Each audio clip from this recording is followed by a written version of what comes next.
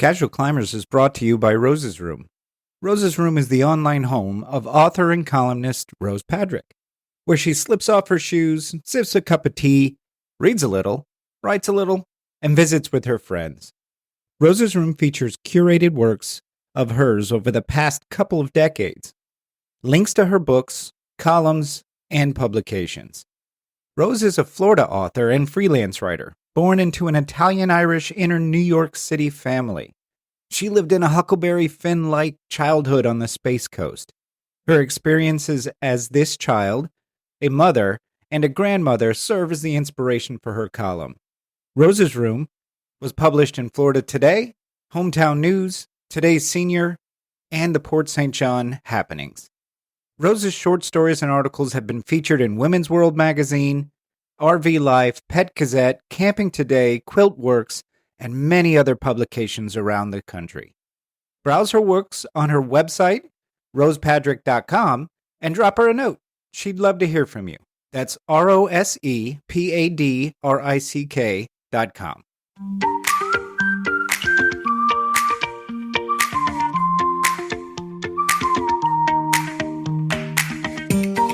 Hello, everyone, and welcome back to Casual Climbers, the podcast by and for beginning hikers. I'm your host, Donna Patrick, and alongside me is my husband and adventure buddy, Roy. Good morning. Good morning. So in this podcast, we provide you with tips, tricks, and reviews of some of the many hiking trails here in the Blue Ridge area. Now, we may be unfit hikers, but we love the outdoors, and we want to share our experiences with you. In today's full episode, Donna, we discuss the Covered Bridge and Grassy Creek Falls Trail in Dupont State Forest, North Carolina. We also have a fun fact about how people fought to keep this area public and a review of a nearby mountaintop apple orchard. Mm-hmm. So what do you say, Donna? Ready to get started? Yep, let's go. So here's Covered Bridge and Grassy Creek Falls Trail by the numbers. The distance is 3 miles, there and back, and the time it took us was 1 hour and 24 minutes. Of that, an hour and 15 minutes was moving time. The lowest point is 2,420 feet, and the highest point is 2,604 feet. That's 184 feet elevation change. It's not that much. I feel like it's deceptive, though, because I think we went up, down a little bit. We did go up, down a lot. Okay, yeah. All right. The friendliness of the trail is it's a very wide gravel path for the vast majority of it. Only at the very end, when you're trying to get down to Grassy Creek Falls, does it narrow. And it is very pet and even mobility scooter friendly. Yeah, lots of rocks. I mean, Not big rocks, it's gravel. Yeah. It's gravel. Yeah. I mean, a wheelchair would have a hard time, but a mobility scooter would be fine. They kind of make those tires different. I guess they're wider, they're air. Yeah. Yeah. Okay. All right. So to get there, load Dupont State Forest Visitor Center in your map app. Now, the parking lot's fairly large. It's not as big as some of the other ones we've been to, like Whitewater Falls, that massive parking area. But there's probably 30, maybe 40 spaces there. It was a Saturday, and we had no problem finding parking. The parking lot was more full when we came back. Yeah. Because it was a little later we got there at what? We got there at 9:00? 9:40. Okay, 9:40. Yeah, and left at about 11. So, yeah. It was pretty busy when we left. Yeah. Because there's a visitor center there. And the visitor center is really neat because it has a nice diorama of Dupont State Forest showing the different trails and the waterfalls that are in the area. Yeah. So now we should just get this out of the way. This is the same area where in episode 20, we talked about Triple Falls, High Falls, and Hooker Falls. Mm-hmm. And interestingly enough, in that episode, which we have talked about as one of our favorite trails, right? Mm-hmm. In that episode, the trail takes you to the bottom of High Falls. And then High Falls is a gorgeous fall. Yeah. So this is the same area, but it's a completely different parking area. And when we had done that trail, I noticed a sign pointing off to a welcome center. We saw this was the parking area more for that. Would you call that a welcome center? It's kind of informational. A visitor center, I think, is probably and the visitor center has a very limited amount of refreshments. I think there's a few There's Yeah, some it's soda not like- and water. It's not big. It's Right. not big at all. I don't think there was even like t-shirts and magnets and No, stuff like that. The no, stuff that I like. there was maps. Yeah. There was maps and there was, area visitor brochures, stuff like that. But it's very small. It's one room. It's tiny. Yeah. But the one good thing about it is there is a permanent bathroom there. Yes. 2 stalls in the ladies' bathroom, but it was clean and it was well stocked, and Yeah, there was a stall and a urinal in the men's bathroom. I always appreciate bathrooms with running water. Yeah. It was nice. The visitor center and the bathroom area are really nice, and there's picnic tables there if you want to have a picnic. Yeah. So it's a nice little parking area and visitor center. So the trail, as we talked about a few minutes ago, the High Falls trail that we talked about in episode 20 takes you to the bottom of High Falls. This one takes you right to the top of it. Yep. Yeah. So let's get the covered bridge part of it out of the way. So when you start at the visitor center, you have about a half-mile hike to the covered bridge. Yeah. Easy. I would say easy. Half mile. Yeah, it's fairly flat. Yeah, it's fairly flat. There's 2 ways you can get there. You can go via the High Falls Trail and then take the covered branch connector, or you can take the wide dirt road that goes there. And we took the trail on the way in and the dirt road on the way back. Right. If you take the dirt road, you have to walk around a fence that's keeping cars out. There's a clear walking path on the right-hand side as you're going in, or the left-hand side as you're coming out. There's a clear walking path. Yeah. One thing we should also note, there are a lot of mountain bikers on this trail. We saw dozens of them. But as opposed to one of the trails we talked about along, several episodes ago that was very narrow and popular for biking. This is plenty wide. It's huge. Yeah. Yeah. There's plenty of room for people walking on the left and the right and the bikers going down the middle. I would say that this path, it's easily wide enough for one car. It might be wide enough for 2 cars. A car and a half? What would you say? No, I think it's wide enough. For the most part, it's wide enough for 2 cars. I mean, we've driven on gravel mountain roads that you had to kind of pull off to let a car around you that were thinner than this. Oh, very, very much so. Yeah. No, you could easily get 2 cars, one going in, one going out, except on the covered bridge. The covered bridge is narrower than the road. But it's still pretty wide. It's got a walking path and a path that looks like cars could go in there. Now, you can't drive through there, so we should just get that out of the way. Yeah, but it is a really lovely view of the water under I mean, if you wanted, like, say you were in a mobility scooter or something, and you wanted to park there and just go to the covered bridge and look over one side, look over the other side, I think that's worth it. I think that's valuable. Yeah, no, it's beautiful. And it's the covered bridge goes right over the top of High Falls. So, which is kind of interesting because when we got there and we looked, I was like, oh, I remember High Falls being super impressive. Yeah. But from the top of a waterfall, it's not as impressive. Yeah. But then you look all the way down at the bottom, see how far down it goes, and you're like, no, this is a legit waterfall. This is a big waterfall. Yeah. It's a high fall. It's High Falls. Yeah. That's right. Now there are horses that go on this trail. Mm-hmm. We saw one big old pile of trail apple. Yeah. That was there. So if you're taking it, be careful. Yeah. Watch your step. Yeah. That was fresh too. Yeah. It was that horse had a big meal. Let's just say that. Yeah. That was his breakfast. Yeah. For sure. The trail itself is beautiful though. Yeah. It's shaded. Like, we were coming back, and so the sun was almost straight up, and very rarely were we actually in full sun. Yeah, that's true. It was shaded. It was a little bit warm when we were in full sun, but it was nice when we were... Actually, when we started on that trail, and this is the week after Labor Day. So it was September 7th that we went. Yep. So I was a little chilly when we started out. Yeah. Yeah. And it's cooler today than it was yesterday. So. Yeah, we were getting a high of 74, but the weather here is so different than in Florida. So the day starts out, 64 degrees, and the high is 74 degrees today, but it won't get to the high until like 3:00 this afternoon. So the vast majority of the day stays closer to those lows. In Florida, high of the day is at 8 a.m. and then it just gets higher for some reason. You check your mail or go go take the garbage out, and you come back in all sweaty and have to take another shower. Yeah. No, it's nice. And so the fall weather's coming, so we're going to have to start picking some leaf watching trails, probably along the Blue Ridge. We'll start picking some trails along the Blue Ridge. I'm sure there's a treasure trove.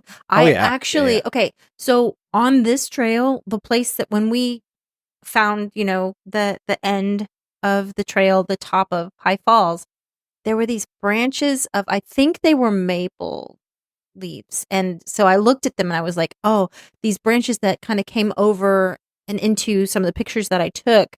I thought that's going to be so pretty when those are all different colors. If you can catch just the right time.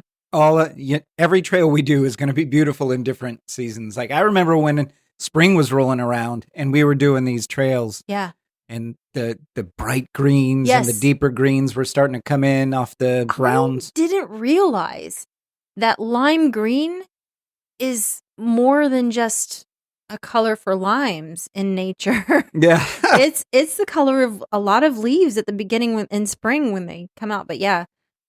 The new shoots are beautiful when they come out. But yeah, fall is starting. They mean something different. That you and I being raised in Florida, everything is so colorful. Yeah, it's so much more colorful. I love my family back in Florida. I, of course, I love my kids, but I don't miss the state of Florida itself. The heat. Yeah, I don't. Monotonous, like you can't climb a palm tree. Not that I'm climbing trees right now in my life, but no. No, but a palm tree always stays green until the fronds turn brown and fall, and that's. Yeah. I'm not in fall, but and fall. So they just die and fall down. So let's talk about Grassy Creek Falls. Yeah, let's talk about the falls. It's not a falls in the traditional sense that you would think of a waterfall. It's more of just a long rock slide cascade. Yes. Mm-hmm.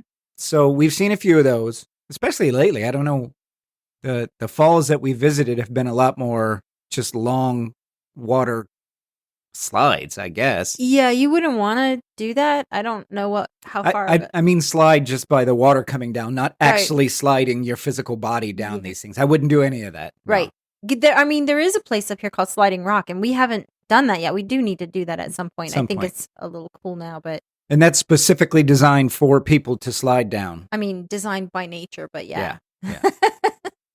So this one, though, I can see why they call it Grassy Creek Falls, because all of the rocks are covered in algae or seaweed of some kind. Yeah, I like how you said that. I was like, I was going to say slime, but algae or seaweed. Is it seaweed? I guess I don't know. I mean, probably not seaweed in the some kind of water grass. Yeah.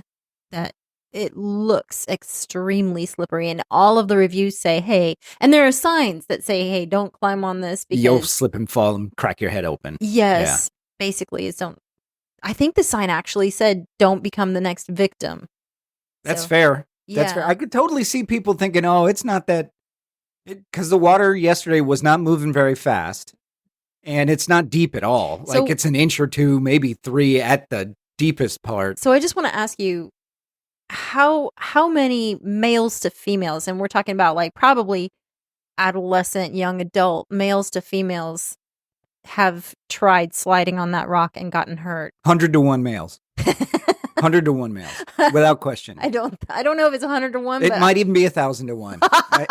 I don't see women being dumb enough to do this, and being a man myself, we are totally dumb enough to do that. It just it didn't look inviting to me. It looked dangerous to me, and I think it looked a little inviting to you. Not really. It didn't, because there's no pool. There's no pool to slide into. There might be at the bottom. We were at the top. No, but I went down a little bit further, and there is kind of a place where water gathers at the very bottom, but it's kind of gross looking. Covered by like that white, bubbly, sudsy looking. It's because it's dragging all that stuff down. Yeah, down with it. It's probably like really nutrient rich for other plants. I'm sure the plants along the stream love it. Yeah. But yeah, I mean, if you slide down this thing, you're just smacking into rocks. It's not like you're going to slide into this refreshing pool. You're just smacking into. So advice from casual climbers is don't do it. Don't do it. And when you get there, I don't even think you're going to want to. Yeah. But it is a nice place to sit and look and take and eat a snack, get a drink, take a rest. You got me this amazing stool that you like. We're going to cover that in a review, our next review in 2 episodes from now. We're going to, because I want you to get more use out of it so you can see how it is. It is a camping, it's a portable stool that I just slapped into my backpack. It was so cool. I loved it. Yeah.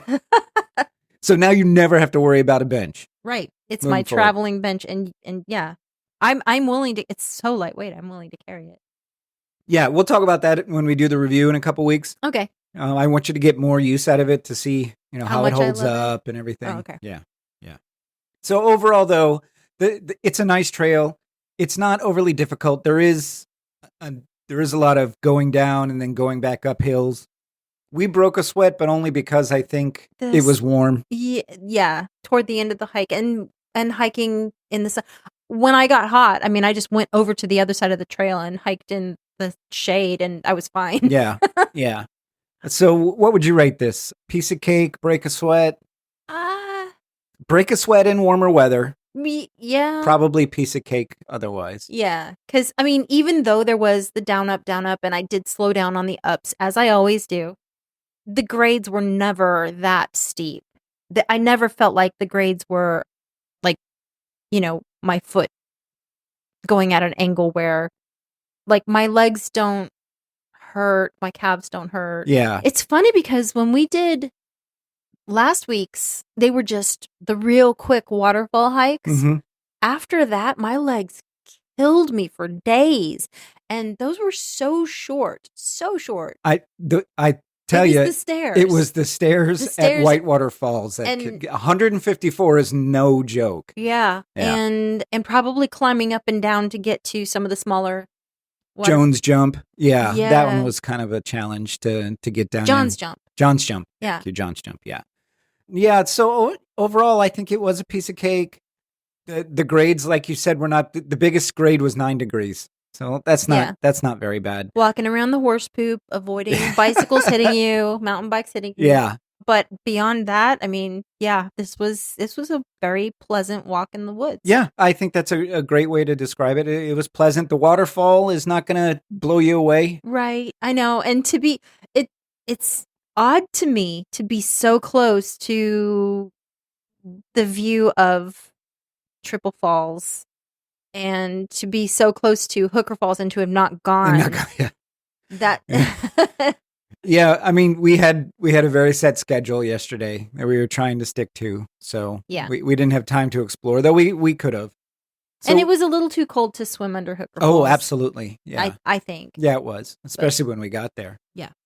Yeah, overall, I'd recommend this to anybody in the area. Dupont State Forest quickly becoming one of our favorite areas just because of how much stuff there is to do there.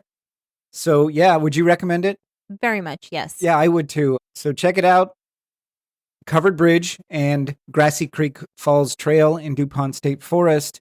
And Donna, I think this was almost not a thing that people could visit, right?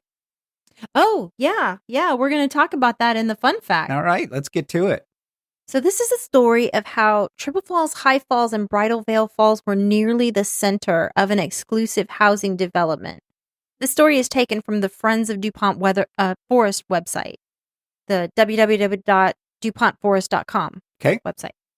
In the winter of 1999, Sterling Diagnostic Imaging listed the 2,200-acre waterfall property for sale.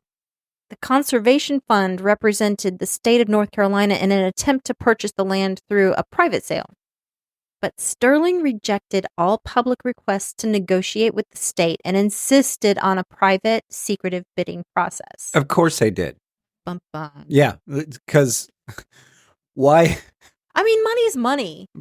But why not monetize nature as much as you possibly can? Yeah. Yep. Yeah. But this, I think, is, well, we're gonna learn what this is. All right. By July, Sterling announced that developer Jim Anthony of the Cliffs Communities had won the property with a bid of $6.35 million. Okay. Despite numerous public appeals, including from governors Jim Hunt and there was a governor, George Bush. I don't think this was George Bush that. No. Yeah, this is a different George Bush, but he was governor too. Sterling refused to allow the state to match the winning bid. So the state was willing to match the winning bid. So the state's like, okay, so you won't negotiate. We'll just match the winning bid. Yeah. And he was like, nope. So this is you scratch my back, I'll scratch yours. He's trying to sell to his buddy or something. That's what it sounds like to me. It's what it sounds like. Yep. Local media and community members raised several questions suggesting possible collusion between the developer and a shell company created by Sterling's Houston-based investors months before the property went up for sale. So somebody had a tip-off. Absolutely. Yeah. Absolutely. That's what happened. He had a developer was like, hey, I want to buy this. So let me set up this dummy corporation and we can sell it through that and nobody will be the wiser. And you can make a ton of money by having a bunch of rich people buy property that can exclusively access these gorgeous waterfalls. Exactly. Yep. Yeah. These allegations remain unproven, but the private sale yielded no public records to back up the unusual bidding process. So there was no way to prove. Yeah, it's a private sale. They don't have to say anything. Yeah. Yep. Right after the sale, the developer told the Hendersonville Times News he had no plans to develop the property and intended to keep it as a private retreat. In fact, yeah, whatever. The deed filed by Sterling at the Transylvania courthouse explicitly stated that the land couldn't be used for residential purposes.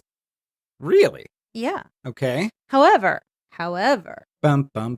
Over the next few months, it became clear that Anthony was planning a large, upscale, gated community in the middle of the state forest with the waterfalls as the main attraction. Because money. These waterfalls are so They're amazing. Spectacular. They're taking it away from the public should be a crime. Well, I mean, but I can see if I was built that way, I could see looking at these waterfalls and thinking, oh my gosh, this would be an amazing place to build houses and sell them for, I don't know, billions. Probably millions. Millions. Each. Okay, yeah. But yeah, I'm so glad that this did. Anyway. So it was only later that the public discovered that the legal agreement between Sterling and Anthony was unenforceable, allowing Anthony to go back on his promises. The agreement to not develop. Mm-hmm. Yeah. Mm-hmm. Yeah. In hindsight, it seems the vague land use restrictions were designed to lower the appraised value, which in turn affected the conservation fund's bid on behalf of the state. That's amazing. So they made this unenforceable rule that you can't develop. That in turn lowered the property value, so the developer could in fact get it at a lower price. Yeah, and because of that, the state also bid at a lower price because but it's they not, can refuse it. Yeah, yeah. So, in the fall of 1999, Sierra Club president Chuck McGrady and local attorney Sam Neal met with Cliffs Communities officials to explore ways to secure protection and public access to high falls and triple falls. Although the developer gave further assurances, these soon proved false. Okay, so the Sierra Club met with them and said, hey, okay, so you're going to buy it. Doesn't appear as if there's anything we can do to stop it. But can you at least keep it public? Right. Can we make sure that people in general can come and see these beautiful waterfalls? Right. And so the developer's like, oh, yeah, sure, no problem. Yeah, we'll do that. And then as soon as the door closes, he's like, put a gate on it. Yeah. Within weeks, the developer submitted plans to Transylvania County for a massive real estate project and swiftly began constructing the High Falls Bridge and an extensive road network. Neal and McGrady began an effort to raise awareness in Raleigh and of the impeding real estate development and its impact on the waterfalls and the forest. The realistic objective of this was to pressure the developer into making real concessions concerning protection of the natural resources and public access to the waterfalls. What sprung from this effort, the condemnation of the entire waterfalls tract, was almost more than either man had hoped for. Yeah, I'm sure. You're going to take something away from the public, something especially as spectacular as high falls and triple falls. Yeah. I would hope there'd be blowback. Yeah. I'm so glad that there was enough people that knew about the amazingness of those waterfalls that they fought Yeah. for this. If it happened modern day and you and I were here, I would join that fight. Oh, yeah. Heck yeah. In the winter of 2000, Attorney General Mike Easley publicly proposed that the waterfalls at the heart of the forest should be protected from development and open to the public. He warned that if necessary, the state should use eminent domain to acquire the waterfall. Absolutely. Absolutely. This is the perfect use for eminent domain. Yeah. Yep. Yeah, I think this is what it sort of... I think this was what it was designed to do. Mhm. Sure. But Yeah. not what it often is used for, but it's what it was designed to do. Right. Then on April 4th, on your birthday, Yay. in 2000, Governor Hunt and the Council of State surprised many by announcing that the entire 2,200-acre tract would be condemned if protections and public access could not be negotiated with Anthony. Oh, that's amazing. So the government's like, okay, since you're being this guy, Yeah. we're just going to condemn it, officially preventing you from developing on it. The land is condemned. You can't develop. Good Huh. for them. This is one of only a handful of instances where government is working right. You think so? I think so. Yeah. Several days later, a grassroots group called Friends of the Falls. That's such a cool... Friends of the Falls. I'd be a friend of the Yeah. Falls. I think we already sort of We kind of are. We Yeah. advocate for them, sure. made up of forest users and waterfall enthusiasts, that's us, formed and rallied significant public support to stop the development.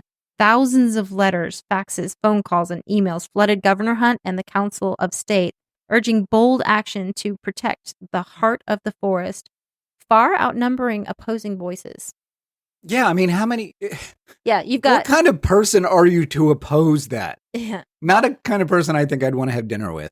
you are the kind of person that has a whole lot of money that wants to develop. Wants to make more. Yeah. Yep. So, property rights advocates, including nearly all local Republican leaders, strongly opposed the governor's proposals. After 6 months of negotiations, the state's attorneys were still unable to secure guaranteed public access to the waterfalls. At the governor's request, the board of the Clean Water Management Trust Fund approved funding for the state to acquire the property. Okay. Good. Yeah. In late October, Anthony broke off negotiations by lifting the voluntary building moratorium. Yeah. And subdividing the property, essentially challenging the governor to either act or back down just before the election. This guy is doing everything he legitimately can to sell, to build on and sell this property. Yeah. I mean, and usually That's great. I would think, and I don't like to say this, but I would think that most of the time when a rich guy tells a politician, hey, if you want to get reelected, you need to choose this. You need to, think this way or openly say this. Sure. And know. I'm sure Anthony spent a ton of money on campaigns, right? Yeah. But with as much public outcry, if the governor caved to this developer, he would have lost re-election. I mean, And I don't know if he did or not. I don't know anything about it. To the but- surprise of many, on October 23, 2000, Governor Hunt and the Council of State unanimously voted to invoke eminent domain on the property. This is a cheer moment. Woohoo! Woohoo! Unanimously. That's Yeah. that's fantastic. The developer received an initial payment of about $12.5 million, with an additional $12 million paid in 2003 when both parties settled. So before trial. $25 million. And didn't he pay $6 million? Yeah. Isn't that what it said up A there? little over $6 million. So the dude still made out. Yeah, just not what he thought he was going to, but yeah. Yeah. Yeah. So an awful person getting richer. Not as, I mean, this is sad. Not story as for- rich. Yeah, Not it's as a sad rich. story for him because, he didn't get as Oh, rich as he only got $25 million. Oh, poor baby. Yeah, so after 3 weeks of intense volunteer work on the trails, the waterfall track was opened to the public on December 17th, 2000. Triple Falls roared on the clear, icy day as hundreds of excited visitors made the short hike from Station Road, many seeing the falls for the first time. The entire 2,200 acres has since been integrated into the forest and is now one of the region's top tourist and recreational destinations. You remember the first time Huh. you and I saw Triple Yes, Falls. It's breathtaking. it is. Triple Falls is so beautiful. Yeah. So yeah, good for the people who fought for it. good for and I don't say this often, good for the government for doing the right thing. Yeah. Well, they were trying to do the right thing at the beginning. I mean, they Yeah, they offered, they were just like, hey, we'll pay the same price. right, because I mean, okay, so the Jim Anthony of the Cliffs Communities, he won the bid with 6.35 million, but the state had offered 5.5 million right out of before they knew what Anthony had Right. offered. And then when they found out, when they matched it. Yeah, And they the guy's said- like, nah, we're fine. We're going to sell it to this guy who's going to make a boatload of money and will probably give us kickbacks from it. But it didn't work.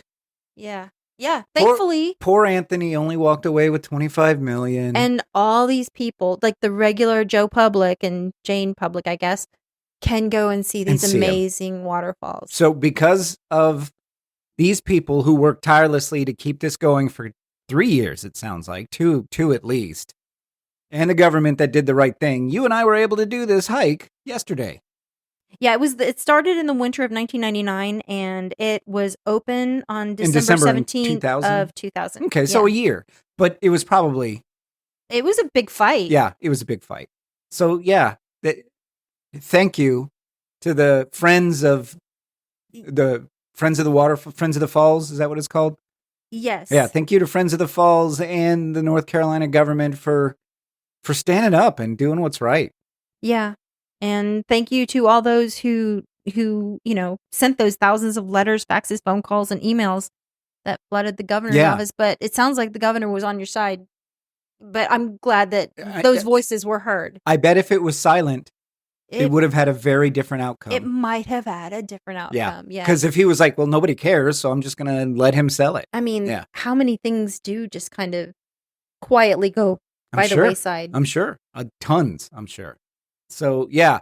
So, listeners, be sure to visit this, because the more visitors they get, the better it is for them to say, see, the public is using this. Yeah, see, and they keep it. I told you so. Yeah. Get out of here, Anthony. Well, that's a good fun fact. Thank you, Donna. Yeah. So today's review, Donna, is of Skytop Orchard. Now, Skytop Orchard is only 20 minutes away from the hike that we were at yesterday. And it is an incredible mountaintop orchard. It is quite literally on the top of a mountain. Yes. Yes. And with like these amazing mountain views, and the orchard is just rolling across the mountainside. It's beautiful. It really is. So to get there, enter 1193 Pinnacle Mountain Road, Zirconia, Zirconia, North Carolina, 28790. The website is skytoporchard.com. And there's a Facebook page too. I get a lot of information from the Facebook page. It seems like their Facebook page is the better way to get information resource. Yeah. Mm-hmm. Because it closes, and so you kind of want to follow their Facebook page to see when they open. Yeah, that's why we can't tell you exactly when they open and when they close, but I will tell you this, it's usually mid-August to late October. Right, with a sort of a soft opening sometimes in July it's not... If they have early crops, yeah. Yeah. And it's open, when it's fully open, it's open daily from 9 a.m. to 6 p.m. What kind of stuff do they have there, Donna? They have so much stuff. So many. Like, I did not know there were so many different kinds of apples. They have, I think, 24 varieties over the course of the season of apples and Asian pears. Yes. Which we're looking at them right now on our countertop. We have Asian pears and some, what are those? What did we get? Honeycrisp apples. Yes, thank you. Yeah, those are Honeycrisp apples. Yeah. But they also have Granny Smith and Macintosh and Red Delicious and Gala, Fuji. They have all kinds of different apples there. And then so they have for the kids. There's a lot of stuff for the kids. So they have this bee train ride and it's so cute. It's this little train. These little cars. They're two to a car, 2 seats to a car. It's pulled by a tractor. And every time we go there, I tell Donna I want to ride the bee train. And she looks at me like I'm a special needs kid. Yeah, and adults, it's. I don't need judgment. It's really more for little kids. I mean, if you need to. I guess I need to borrow a little child. Right. We need some grandchildren. Yeah, we do need some grandbabies. Yeah. But there's I guess it sounded weird when I said borrow a little child. Yeah, yeah. Just FBI, if you're listening, I have no intention on kidnapping a little child. But if somebody wants me to take their kid to Skytop Orchard so I could ride the bee train, I'd be happy to do that. Okay. Yeah. Yeah. Just put that disclaimer out there for anybody listening. For sure. Short interlude from Salem there. Yeah. Holy cow. Salem is really active this morning. The cooler weather has him. He just stepped on the recording. He's very froggy today. Okay, so now if you're going there thinking, oh, it's just an apple stand, this place is huge. Yeah. It's huge. Okay, so every other time, we've been there probably, 5 or 6 other times besides when we went yesterday. I don't think we've ever been on a Saturday, and I don't think we've ever been when it's regular season. I think we've always gone on the off-season days. Early or late, yeah. And during the week, but it was this is like the Disney World of apple orchards. There were so many people. Hundreds of people there. Hundreds. I did not even know that they had extra parking in the back. I didn't And that extra parking in the back was full. They had people that were directing cars about where to park. Yeah. And I had no idea it was as popular as it was, but it is massive. Crazy to me. So if you like a lot of people, that's the place for you if you like a lot of people. Donna and I didn't spend a lot of time there. We got some apples, we got some pastries. So that's another thing. Yes. They have apple pies. Yeah, they have apples and Asian pears, but more importantly, perhaps, they have apple products. Right. Jams, jellies, pastries, pies. They have caramel apples, candied apples. They have fudge caramel apples that you can buy and take home and cut your own apple up and dip it in the caramel. Everything. They have honeys, I think, and they have salsas, apple donuts that we usually get apple donuts. The apple cider donuts they make on site right there, and they're steaming when you get them. Yes. So this is like if Krispy Kreme had a hot now for apple cider donuts. These are better. They're so good. Yeah. Now we have to be careful with them because we'll just gobble them all up. But yeah, and I'm gluten sensitive, and you try and avoid carbs. I try and avoid carbs just because, the scale goes in the wrong direction when we eat them. Yeah. But I think there should be exceptions to that. Yeah, so you can buy them individually, or you can buy them in a half dozen or in a dozen or 5 dozen if you really wanted to. But yeah, they make them right there. It's a huge shop. It's a huge shop. They have so much stuff. And in addition to the bee rides for the kids, there's a play area. And there's another ride too. It was more like a hayride kind of thing. Another tractor that pulls. Yeah, a tractor that pulls this big trailer that has seats on it. Mm-hmm. And we saw, the line for that was long too. That was the one more for like adults. I want the bee train. I want to ride the bee train one of these times. All right. I'm probably won't. They won't judge you like I will. No, they probably won't. Well, they might. But, ultimately I don't need your judgment. I think it's like $4 per person to ride the bee train, and I didn't see the price for the other thing, but yeah, I don't know. Probably, I don't know. The prices there are reasonable, and you can get a big bag of apples for under $20. Big bag of apples. You could pick yourself too. You could pick apples yourself. They have bins that are pre-picked, or you can say, "Hey, I want to pick an apple." They'll give you a big plastic bag, and then you pick as much as you want whenever, from whatever variety. You can get some of these, some of those. Yeah, so there's a ton of stuff to do. Our recommendation, unless you want to be around a lot of people, is to go during the week when they're open. Check their Facebook page or their website. It'll tell you what days of the week they're open. I mean, they're open 7 days a week during peak season. I'll bet it'd be a lot less crazy if you go during the week when kids are in school. But that's also when we're working. So yeah.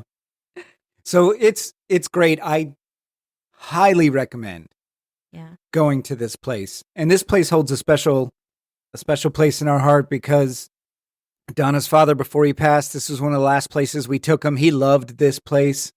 So, we took Charles there, and he had a good time with it, and he got himself some apples and got Jean some apples. So it was nice, and so it holds a special place in our heart, and it's just an amazing mountaintop orchard. Yeah. They also have hard apple cider there if you're an adult and want some hard apple cider. But the apple cider, we always come away with a gallon. Yeah. It's amazing apple cider. It is. Yeah. Not the alcoholic kind. It's regular apple cider. Right. Yeah. Yeah. So would you recommend people go there? Yeah, 100%. Absolutely. So skytoporchard.com. and it's on Pinnacle Mountain Road in Zirconia, North Carolina. Check it out. So that's the show this week, guys. Covered Bridge and Grassy Creek Falls Trail in Dupont State Forest, North Carolina.